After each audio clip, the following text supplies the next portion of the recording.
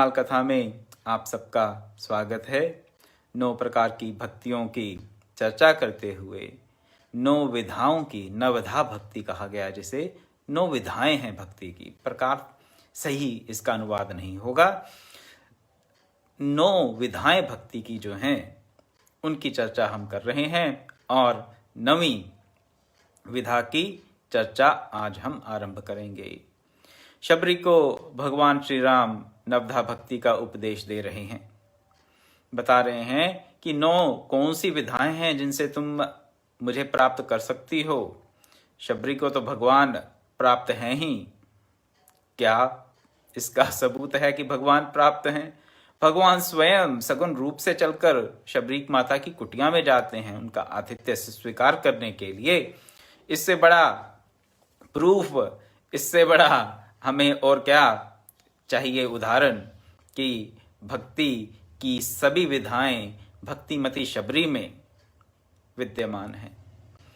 तो 9वीं भक्ति की चर्चा आज करेंगे और वो क्या है? नवम सरल सब सन छल ही ना, मम भरोस ही हर्ष न दीना। 9वीं भक्ति है सरल सब सन छल ही ना। एक तो सरल है, ये नहीं सिलेक्टिव सरलता नहीं चाहिए कि अपने जो भाई बंधु, अपने जो मित्र हैं, अपने हितैषी हैं, उनके साथ तो सरलता हो, और जिनसे हमारी कम बनती है, जिन्हें हम पसंद नहीं या जो हमें पसंद नहीं, अगर ऐसी अभी स्थिति है हमारे जीवन में और उनसे सरलता नहीं चलेगी, उसको सरलता नहीं कहते। नवम सरल सब सन, सबके साथ सरलता हो। कोई मित्र भाव से मिले, शत्रु भाव से मिले, उदासीन भाव से मिले, किसी भी भाव से हमारे साथ संबंध रखता हो, उसके साथ हमारा जो व्यवहार है वो सरलता का होना चाहिए। सब सन छलहीना, सरलता भी बता दिया और छल का अभाव भी बता दिया। सरलता भी चाहिए और छल का अभाव भी चाहिए। छल के अभाव में ही हमारा जो व्यवहार है वो सरल हो सकता है। लेकिन सरलता है क्या? सरलता किसे कहते हैं? इस पे थोड़ी चर्चा करेंगे। भगवान ने गीता के 16वें अध्याय का जब आरंभ किया तो आरंभ में ही उन्होंने जितने भी दैवी गुण हैं उनकी एक लिस्ट गिना दी। उस लिस्ट को, उस सूची के प्रारंभ में क्या कहते हैं? अभयम सत्व संशुद्धि ही, ज्ञान योग व्यवस्थिति ही, दानम दमश्च यज्ञश्च, स्वाध्यायस्तप आर्जवम। आर्जवम, बहुत से गुण गिनाए यहां पर उन्होंने। जो दैवी व्यक्ति हैं, दैवी भाव से जिनका जीवन, जिनका अंतरतम अभिभूत है, उनमें आर्जवम होता है। आर्जवम, तो आर्जवम क्या है? सरलता है और कुछ नहीं। इसको ऐसे समझ लीजिए आप, हम सब रस्सी को तो जानते ही हैं, रस्सी, रोप।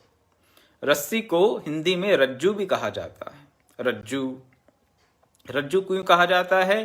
क्योंकि उसमें आर्जवम नहीं है। उसमें क्या है? उसमें टेढ़ापन है, उसमें सरलता नहीं है। आर्जवम मतलब सरलता, और जिसमें सरलता नहीं उसे कहा जाता है रज्जू। आप कहेंगे कि रस्सी ने क्या पाप किया, कौन सी उसमें सरलता का भाव? ये यहाँ पर वो बात नहीं है, ये तो जड़ पदार्थ है। लेकिन रस्सी टेढ़ी मेढ़ी हो रहती है, सीधी नहीं रहती। सीधी करेंगे तो सीधी होगी, अन्यथा टेढ़ी मेढ़ी ही होगी। तो व्यक्ति जो सीधा करने पे सीधा रहे, अन्यथा टेढ़ा मेढ़ा रहे, उसे सरल नहीं कह सकते। तो जो सरलता का भाव है वो स्वतः हमारे अंदर होना चाहिए। ये नहीं कि परिस्थितियां ऐसी आ जाएं कि हम सीधे हो जाएं, सरलता आ जाए, और परिस्थितियां थोड़ी सी इधर उधर हुई तो कहते कोई नहीं, चलता है, चला लेते हैं, कोई नहीं। वो कहते हैं टेढ़ापन।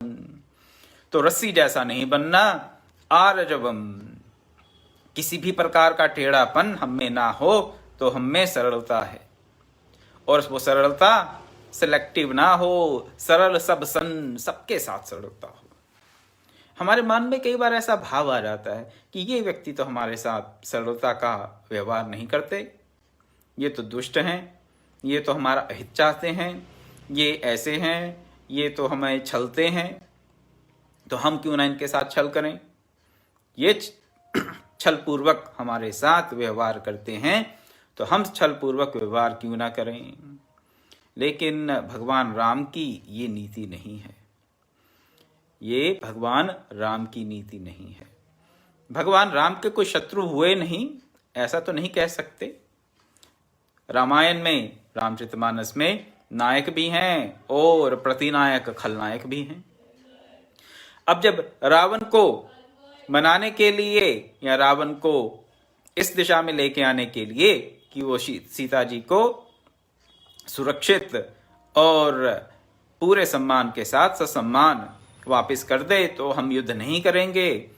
तो भगवान राम ने अपने मंत्रियों के साथ जब विमर्श किया तो ये बताया गया उनको कि आप किसको भेजें, अंगद को भेजें लंका में। अब लंका में अंगद को भेजते हुए उन्होंने क्या कहा, कहते वही बर्ताव करना अंगद जिससे अपना काम सध जाए और शत्रु का कल्याण हो। दो बातें कहीं। हमें तो अपना काम चाहिए, क्या काम चाहिए कि वो सीता जी को लौटा दें ससम्मान और सुरक्षित, अपना काम ये, और शत्रु का भी कल्याण चाहते हैं। ऐसे हैं भगवान श्री राम और ऐसी है भगवान श्री राम की नीति। शत्रु का भी कल्याण चाहिए। क्यों? क्योंकि भगवान कहते हैं, क्या कहते हैं कि सब मेरे से ही उत्पन्न हुए हैं, इसलिए मुझे सब प्रिय हैं। शत्रुता का भाव रखने वाले भी भगवान श्री राम को प्रिय हैं। तो जो प्रिय है उसके साथ फिर दुष्टता का व्यवहार कैसे किया जा सकता है। अगर अपना शत्रु भी किसी भी स्तर पर, किसी भी लेवल पर हमें प्रिय है, तो उसका हम हित नहीं चाहेंगे, उससे छल का व्यवहार नहीं करेंगे, सरलता का व्यवहार रहेगा, लेकिन शत्रुता का भाव भी बना रहेगा, उसमें कोई संशय नहीं। इसका मतलब ये नहीं कि शत्रु को भी मित्र मान बैठें। भगवान श्री राम ने ये नहीं कहा कि हाँ ठीक है, रावण जो करता है ठीक, नहीं नहीं नहीं। हमें नीति का जब पूर्ण रूप से परिपालन करना है और अगर भगवान राम की नीति को अपने जीवन में अपनाना है तो क्या करना है, अपना जो कार्य है वो भी सिद्ध करना है। हमारा कार्य क्या, राम कार्य। राम कार्य क्या, सब जानते हैं, धर्म की संस्थापना और अधर्म का लोप हो इस जगत में, यही भगवान श्री राम का कार्य है। तो अगर हमें ये करना है, भगवान का कार्य, अपना कार्य सिद्ध करना है, और क्या चाहिए साथ में कि शत्रु का भी भला हो, शत्रु का भी भला चाहिए। तो सरलता का भाव होगा तो दोनों काम होंगे।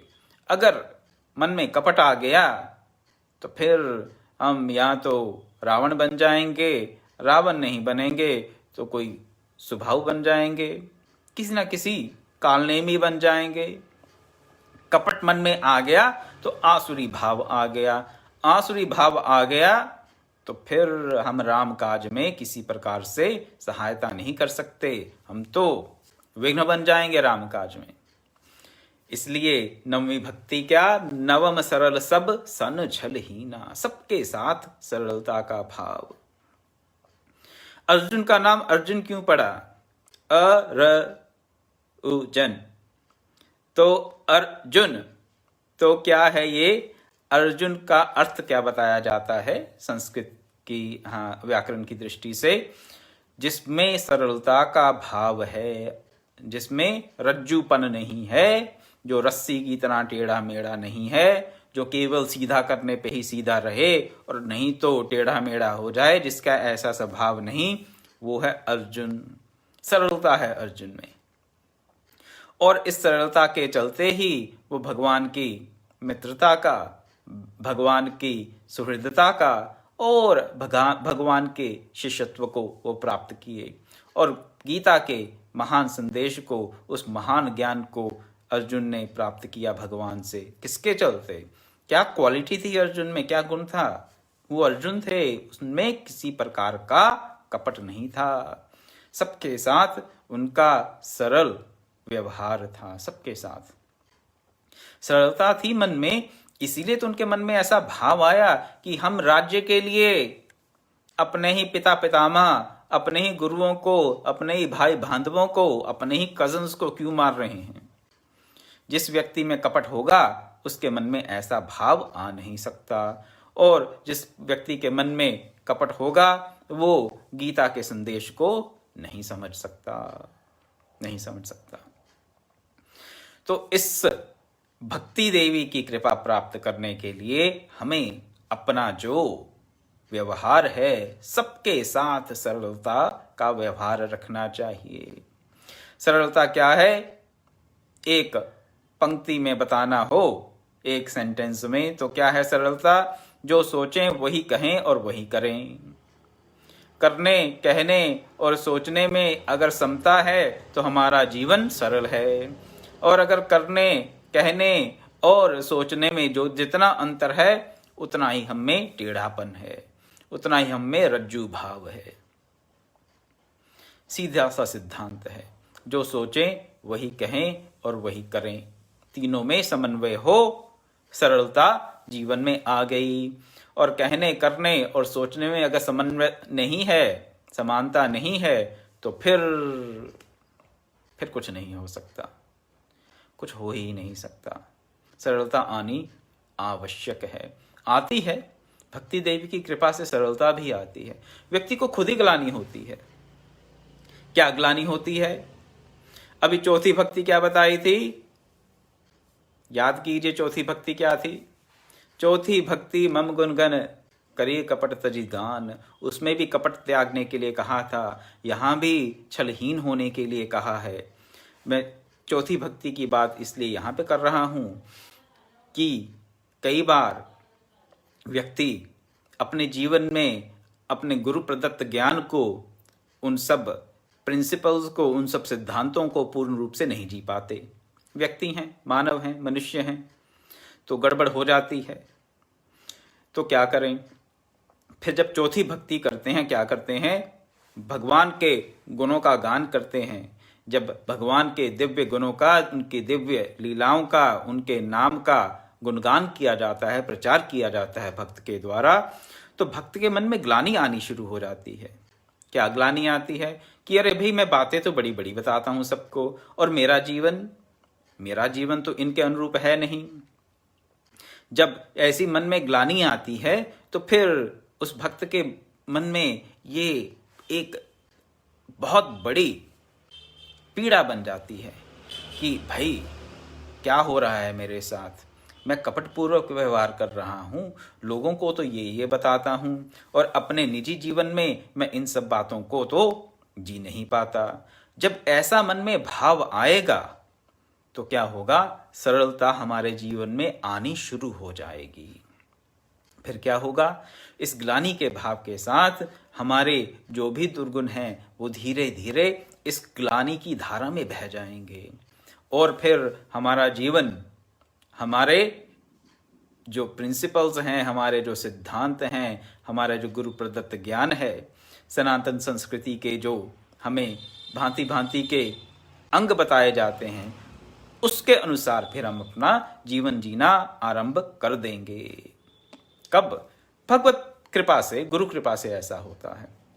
तो अगर कभी भगवत चर्चा कर रहे हैं तो अहंकार के साथ ना करें। प्रवचन कर रहे हैं, भगवत चर्चा के ही कर रहे हैं, तो अहंकार के साथ ना करें कि हाँ मैंने बहुत पढ़ लिख लिया, मुझे गुरु से बहुत ज्ञान मिल लिया, अब मुझे बांटना है। अहंकार के साथ करेंगे तो ये स्थिति नहीं आएगी, क्योंकि फिर वहां क्या आ जाएगा? छल आ जाएगा, कपट आ जाएगा कि मुझे बहुत पता है और मैं दूसरों को बता रहा हूं। उस स्थिति में कल्याण नहीं हो सकता। उस प्रकार का जो प्रचार है उससे हानि ही होती है, लाभ नहीं होता। लेकिन मन में अगर सरलता होगी, सरलता के साथ, सेवा के भाव के साथ, भगवान के नाम रूप गुण लीला धाम का अगर हम गुणगान करते हैं, उनका प्रचार प्रसार करते हैं, तो फिर हमारे अंतरतम में सरलता और बढ़ेगी ही, कम नहीं होगी। जितने भी हमारे अंतर के दोष हैं, धीरे धीरे शनै शनै, एकदम से कुछ नहीं होता, शनै शनै उनका फिर लोप होगा ही। लेकिन सबके साथ सरलता हो, सेलेक्टिव सरलता नहीं चाहिए। सरलता कब जाती है हमारे मन से, उसके लिए बस एक दो ही बातें हैं, ज़्यादा नहीं। सरलता कब जाती है? जब हम, पहली बात, दंभ के चलते सरलता जाती है। दंभ क्या? जो है नहीं वो अपने आप को दिखाना। क्या आप आध्यात्मिक सिद्धांतों की बात छोड़ दें, अगर भौतिक दृष्टि से भी देखें, अगर लोग 5,000 कमा रहे हैं तो हो सकता है पड़ोसियों को बताते हों कि हम 10 कमा रहे हैं। सरलता कहाँ से आएगी? नहीं आ सकती। तो ऐसी ऐसी महत्वाकांक्षाएं रहती हैं जिनके चलते हम झूठ का सहारा लेने लगते हैं। है कुछ, बताएंगे कुछ, सोचेंगे कुछ, कहेंगे कुछ। और अगर हमें किसी से क्या चाहिए, कोई मदद चाहिए, तो उनसे बना बना के बात करते हैं कि वो हमसे प्रसन्न हो जाएं और हमारी बात मान ले। गई सरलता। सरलता कहाँ आएगी फिर? तो जो है नहीं वो दिखाना, दंभ। और फिर जो अप्राप्त है उसे प्राप्त करने के लिए भी हम छल कपट का कई बार सहारा ले लेते हैं कि हम इस व्यक्ति को खुश कर देंगे और इस व्यक्ति से ये प्राप्त कर लेंगे, ये कहकर हम बड़े क्या हैं, चालाक हैं। चालाक नहीं कहते, कहते हम बड़े बुद्धिमान हैं, लेकिन ये बुद्धिमता नहीं है। ये क्या है? ये कहते हैं कपट, इसे कहते हैं छल। इसीलिए भगवान ने छल कहा सरलता के साथ, नवम भक्ति में, नवम सरल सब सन छल हीना। क्योंकि भगवान हमें ये बता रहे हैं जब तक छल का स्थान बना रहेगा हमारे जीवन में, तब तक सरलता आ ही नहीं सकती, नहीं आएगी। तो छलहीन होंगे तो सरलता आएगी। तो भांति भांति की ये जो हमारे वासनाएं हैं उनको क्षीण करें, जो है वो बताएं। अगर 5,000 कमाते हैं तो 5,000 बताएं पड़ोसियों को, क्या फर्क पड़ता है? ना आपसे कोई छीन के लेके जाने वाला है, ज्यादा होगा, और कम है तो कोई देने भी नहीं आएगा। जो आपको अपनी परिश्रम से, गुरु कृपा से, भगवत कृपा से प्राप्त हो रहा है, उसमें आप सरलता से अपना जीवन यापन करें। उसको बढ़ाकर या कम करके दिखाने की, बताने की क्या आवश्यकता है? ये दूसरी तरफ ऐसा भी होता है कि 10 कमाते हैं, कहते नहीं हम तो 7-8 ही कमाते हैं, 5 कमाते हैं। किसी को क्या अंतर पड़ता है? लेकिन हाँ, अपने ही मन के हमारे ये क्या है? छल। ये छल करते रहते हैं, किसी के साथ नहीं, अपने साथ ही। तो ये व्यर्थ की जो चिंताएं हैं, व्यर्थ का जो दंभ है, आडंबर है, दिखावा है, अगर उससे बचेंगे तो फिर जीवन में सरलता आएगी, अन्यथा नहीं। और सबके साथ सरलता हो, इसलिए कोई मित्र है, शत्रु है, उदासीन है, सबके कल्याण की भावना हमारे मन में हो। सबके कल्याण की भावना होगी तो फिर जीवन में सरलता आ जाएगी। तो सरल जीवन के लिए 2 सिद्धांत। पहला सिद्धांत क्या? सबके कल्याण की कामना करें, मत कोई शत्रु हो, मित्र हो, उदासीन हो, या हित ना करने वाला हो, अहिती हो, सबके क्या? दूसरा सिद्धांत जो है उसको, यथास्थिति को हम सबको बताने में हमें किसी प्रकार का मन में ये हीन भावना ना हो, किसी प्रकार के दंभ को, किसी प्रकार के आडंबर को अपने जीवन में संस्थान ना दें। ये 2 बातें कर लेंगे तो जीवन में धीरे धीरे प्रभु कृपा से, गुरु कृपा से सरलता आएगी ही। दूसरा भाग नवमी भक्ति का है, मम भरोस ही हर्ष न दीना। इसकी चर्चा कल की जाएगी। आज मैं अपनी वाणी को यहीं विराम देता हूं। ओम पूर्णमदः पूर्णमिदं पूर्णात् पूर्णमुदच्यते पूर्णस्य पूर्णमादाय पूर्णमेवावशिष्यते। ओम शांति शांति शांति। हरि ओम